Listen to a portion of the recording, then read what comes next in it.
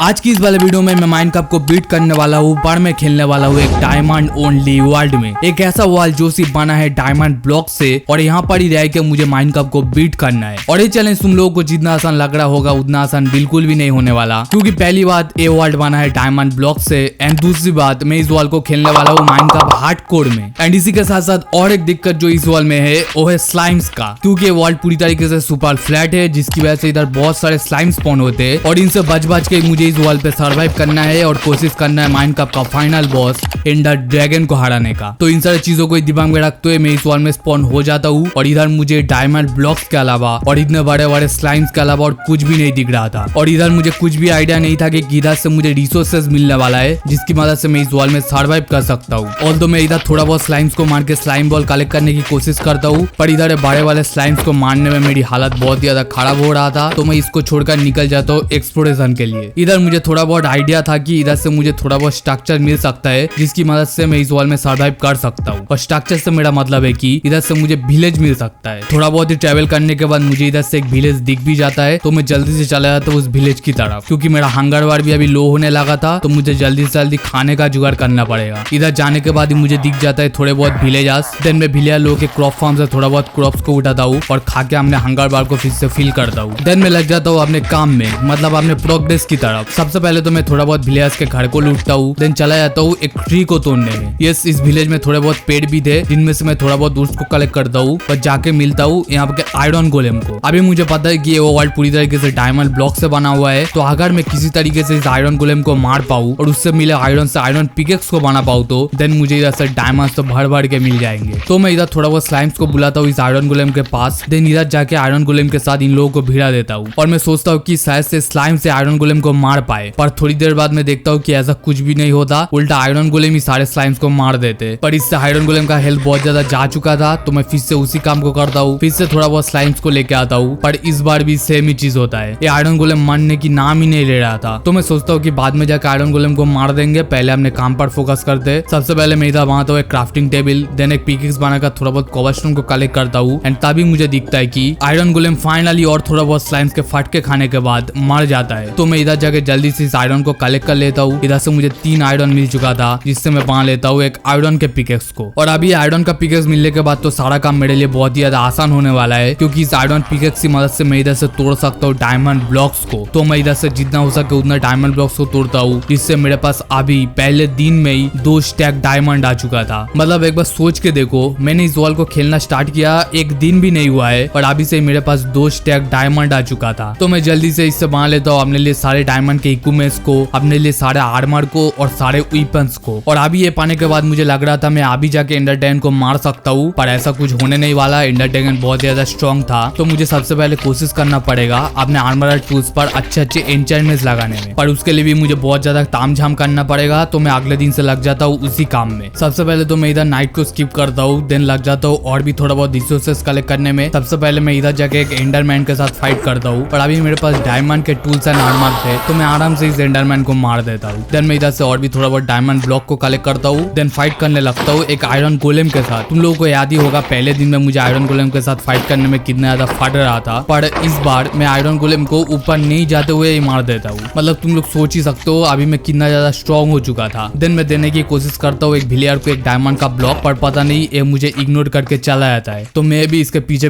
भागने लगता हूँ इसको मारने के लिए। और ये सब कुछ करने के बाद देन मैं फाइनली निकल जाता हूँ और एक विलेज को ढूंढने के लिए। और अभी मैं सोच रहा था मैं एक बड़ा सा विलेज को ढूंढूंगा जिधर से मुझे बहुत सारे विलेजर्स मिल जाएंगे और उनसे काम कराने के बाद ही मैं बनाऊंगा एक एन्चेंटिंग सेटअप को, और उधर से मैं अपने इक्विपमेंट्स पर अच्छे एन्चेंटमेंट्स डालूंगा। इधर से मुझे मिल जाता है और एक विलेज, उधर जाके मैं सेम काम को करता हूँ, थोड़ा बहुत विलेजर के घर को लूटता हूँ, आयरन गोलेम को मारता हूँ, देन इस विलेज को भी थोड़ा बहुत चेकआउट करने लगता हूँ। इधर से मुझे सबसे अच्छा चीज जो मिला था वो था एक फ्लेचर का हाउस, जिधर से मुझे मिल गया था एक फ्लेचिंग टेबल। और अब ये फ्लेचिंग टेबल मिलने का मतलब है कि इधर से मुझे ट्रेडिंग करने में बहुत ज्यादा आसानी होगी। तो मैं सोचता हूँ कि इसी फ्लेचर के हाउस को अपना हाउस बनाया जाए। तो मैं इधर से एक चेस्ट को बनाता हूँ, उधर रखता हूँ अपने सारे सामानों को, देन लग जाता हूँ विलेजर के हाउसेस से वुड्स को कलेक्ट करने में। मैं इधर से विलेजर के हाउसेस से वुड्स को कलेक्ट कर रहा था, विलेजर्स के क्रॉप फार्म से वुड्स को कलेक्ट कर रहा था। और मैं इन सारे वुड्स को क्यों कलेक्ट कर रहा था, क्योंकि इधर से मुझे बनाना था एक अलग से एरिया को जहाँ पर मैं विलेजर लोगों को रख पाऊंगा। और अगले दिन से उन्हीं सारे वुड से वुडन प्लैंक बनाने के बाद मैं लग जाता हूँ उसी काम में। इधर से मैं एक अलग से एरिया को बनाने में लग जाता हूँ, और ऑब्वियसली इस एरिया को मैं एक ब्लॉक तक नहीं रख सकता, तो मैं इस इस एरिया को 3 ब्लॉक तक ऊंचा करता हूँ। हालांकि मुझे इधर से थोड़ा बहुत स्लाइम्स को मारना पड़ता है, पर फिर भी अपने काम को मैं बिल्कुल भी नहीं रोकता और ऐसे ही करते करते मैं इस एरिया को पूरी तरीके से कंप्लीट कर देता हूँ। देन मैं लग जाता हूँ सारे विलेयर के हाउसेस से बेड को चुराने में। और इस काम को करते हुए मुझे बहुत ज्यादा शर्म तो आ रहा था, पर अभी मैं कुछ कर नहीं सकता क्योंकि विलेयर लोग बहुत ही गवार होते हैं और इनको अपने एरिया पर लाने के लिए मुझे इसको करना ही पड़ेगा। तो मैं जल्दी से आके अपने एरिया पर सारे बेड्स को लगा देता हूँ। देन इधर वेट करता हूँ रात होने का, क्योंकि रात होने के बाद विलेयर लोगों के पास कोई भी ऑप्शन नहीं होगा और उनको मजबूरन अपने बेस पर आना ही पड़ेगा। थोड़ी देर बाद इधर हो जाता है और एक रात और इधर मैं वेट करता हूँ विलेयर लोगों का, पर इधर विलेयर लोगों के बदले कुछ और ही चीजें आ रहे थे और मैं इधर सोच रहा था कि विलेयर लोग कहाँ रुक गए थे। और मैं बाहर जाके देखता हूँ कि ये लोग इतने गावड़ थे कि इन लोगों को बाहर बेड लगाकर फिर से बुलाना पड़ रहा था और बाहर इन लोगों के लिए इतना ज्यादा खतरा था कि मैं बोल के बता नहीं सकता। इधर पे स्पाइडर, ज़ॉम्बीज, कितने सारे लोग आ रहे थे इन लोगों को मारने के लिए, पर फिर भी ये लोग अपने बेस पर जाने के लिए नाम ही नहीं ले रहे थे। पर फिर भी मैं थोड़ा बहुत कोशिश करता हूँ इनको अपने बेस पर घुसाने का और इधर ब्लॉक्स तोड़ तोड़ के मैं जैसे तैसे करके सारे विलेयर को अपने बेस पर लेके आता हूँ। और अगले दिन के सुबह होने से पहले फाइनली मेरा बेस पर सारे विलेयर्स आ चुके थे, तो मैं इधर लगा देता हूँ बहुत सारे कॉम्पोस्टर को ताकि विलेयर लोग अपना जॉब ले सके। देन मैं इधर पे 2 आयरन गोलेम को लीड लगाकर अपने बेस पर लेके आता हूँ। देन इधर से तोड़ता हूँ बेड को और जो भी विलेयर्स बचे थे उनको मैं सुबह होने के बाद बोट की मदद से अपने बेस पर लेके आता हूँ। और अभी ये सब कुछ करने के बाद अपने बेस के बाहर और कोई भी विलेयर नहीं था, मतलब अभी मेरा बेस भी पूरी तरीके से सुरक्षित हो चुका था। तो अगले दिन से मैं निकल जाता हूँ और भी थोड़ा बहुत विलेज को एक्सप्लोर करने में। अभी मेरे विलेज पर थोड़ा बहुत जॉब ब्लॉक्स था, पर वो बिल्कुल भी इनफ नहीं था विलेयर लोगों को जॉब देने के लिए। तो मैं इधर से और भी विलेज में जाता हूँ ताकि मैं और भी जॉब ब्लॉक्स को चुरा सकूँ और उन जॉब ब्लॉक से विलेयर लोगों को और भी डिफरेंट जॉब दे सकूँ। तो मैं इधर जाके विलेज को थोड़ा बहुत लूटता हूँ और भी बहुत सारे विलेयर लोगों के जॉब ब्लॉक को एक्सप्लोर करता हूँ। देन मुझे फाइनली मिल जाता है एक विलेज में एक ब्लैक स्मिथ का हाउस। अब ये ब्लैक स्मिथ का हाउस मिलने का मतलब है कि इधर से मुझे मिलने वाला है लावा ब्लॉक और अभी लावा ब्लॉक की मदद से मैं इधर से बहुत सारा काम को कर सकता हूँ। तो मैं जल्दी से इधर आयरन के बकेट बनाता हूँ और 2 लावा ब्लॉक को कलेक्ट भी कर लेता हूँ। देन मैं इस ब्लैक स्मिथ के चेस्ट में देखता हूँ जहाँ पर से मुझे थोड़ा बहुत सामान ही मिलता है। मेनली मुझे इधर से सैडल मिल चुका था जो कि मुझे हॉर्स को टेम्प करने में मदद करेगा। तो मैं अगले दिन से निकल जाता हूँ और एक विलेज को ढूंढने। इधर मुझे थोड़ी दूर में और एक विलेज दिख तो जाता है। ऑल्सो मुझे इधर से दिखता है स्ट्रॉन्ग होल्ड। यस, जब मैं इस विलेज में जा रहा था उधर से मुझे विलेज के ऊपर एक स्ट्रक्चर दिखता है। पहले तो मुझे समझ में नहीं आता है कि ये क्या है। जब मैं उसके पास जाता हूँ तभी मुझे दिख जाता है कि इधर पे स्ट्रॉन्ग होल्ड था। मतलब अभी तुम लोग सोच भी नहीं सकते इधर से कितना बड़ा खजाना मेरे हाथ में लग चुका था, क्योंकि स्ट्रॉन्ग होल्ड मिलने का मतलब है कि इधर से मुझे बहुत सारे रिसोर्सेज मिलने वाला है जो मेरे प्रोग्रेस में बहुत ही ज्यादा मदद भी करने वाले हैं। तो मैं सबसे पहले तो इस विलेज में जो ब्लैक स्मिथ का हाउस था उधर से लावा ब्लॉक को कलेक्ट करता हूँ। देन इधर से एक आयरन गोलेम को मारता हूँ और जाने लगता हूँ स्ट्रॉन्ग होल्ड की तरफ। इधर स्ट्रॉन्ग होल्ड के स्ट्रक्चर से एक पानी का सोर्स था जिसकी मदद से मैं ऊपर जाने लगता हूँ एंड ऊपर जाने के बाद मैं जाने लगता हूँ स्ट्रॉन्ग होल्ड के मेन एरिया की तरफ, क्योंकि उधर से मुझे सारा चीजें मिलने वाला है। पर उससे पहले मैं स्ट्रॉन्ग होल्ड के लाइब्रेरी में आता हूँ। इधर से थोड़ा बहुत चेस्ट को चेकआउट करता हूँ। इधर से मुझे बहुत सारा बुक और बहुत सारा ट्रीम भी मिलता है। देन मैं फाइनली पहुंच जाता हूँ स्ट्रॉन्ग होल्ड के मेन एरिया पर, जहाँ पर जाकर सबसे पहले मैं इनके स्पॉनर को तोड़ता हूँ। देन मैं इधर से लग जाता हूँ सारे लावा ब्लॉक को ऑब्सिडियन बनाने में। अभी मैं इन सारे को ऑब्सिडियन क्यों बना रहा था, क्योंकि मेरे पास डायमंड का पिकेक्स था जिसकी मदद से मैं इन ऑब्सिडियन को कलेक्ट भी कर सकता हूँ। और ऑब्सिडियन कलेक्ट करने का मतलब है कि इधर से मुझे नेदर पोर्टल भी मिल जाएगा और एन्चेंटिंग टेबल भी। तो मैं इधर से कुल मिला के 14 ऑब्सिडियन को कलेक्ट करता हूँ। देन जाने लगता हूँ एक हॉर्स को टेम कर अपने बेस पर वापस। थोड़ी देर में मैं अपने बेस पर वापस आ जाता हूँ और आके सबसे पहले बनाता हूँ अपने लिए एन्चेंटिंग टेबल को। देन मैं इधर से बना लेता हूँ अपने लिए नेदर पोर्टल को भी। और अभी मेरे पास सारे चीजें आ चुके थे, तो अभी फाइनली टाइम था अपने विलेयर लोगों के साथ ट्रेडिंग करने का। तो सबसे पहले तो मेरे पास जो एक्स्ट्रा लावा बकेट था उसकी मदद से मैं इधर से बना लेता हूँ एक कोबलस्टोन फार्म को। और इधर से थोड़ा बहुत कोबलस्टोन को कलेक्ट करने के बाद मैं इधर से बना लेता हूँ एक बड़े वाले कोबलस्टोन फार्म को। और अभी मैं इतने सारे कोबलस्टोन को कलेक्ट क्यों कर रहा था, क्योंकि कोबलस्टोन की मदद से मैं विलेयर लोगों के साथ ट्रेडिंग करने वाला था। तो सबसे पहले मैं इधर से बना लेता हूँ बहुत सारे फर्नेसेस को। देन जाता हूँ नेदर में, क्योंकि उधर से मुझे चाहिए होगा बहुत सारा लावा। पर अभी नेदर में आने के बाद मैं देखता हूँ कि इधर हालत थोड़ा ज्यादा ही बुरा था, क्योंकि मेरा नेदर पोर्टल बहुत ही गंदी जगह में स्पॉन हुआ था, जिसकी वजह से मुझे इधर बहुत सारे मुसीबतों का सामना करना पड़ता है। पिगलिन के साथ फाइट करना पड़ता है, गास्ट के साथ फाइट करना पड़ता है। तो मैं सोचता हूँ कि पहले वापस आया जाए। देन मैं इधर से और भी थोड़ा बहुत खाना को लेता हूँ एंड चला जाता हूँ फिर से नेदर में वापस आने के बाद मैं पहुंचता हूँ एक लावा लेक के पास में और इधर से बहुत सारा लावा को कलेक्ट करता हूँ। देन मैं लग जाता हूँ सारे कोबलस्टोन को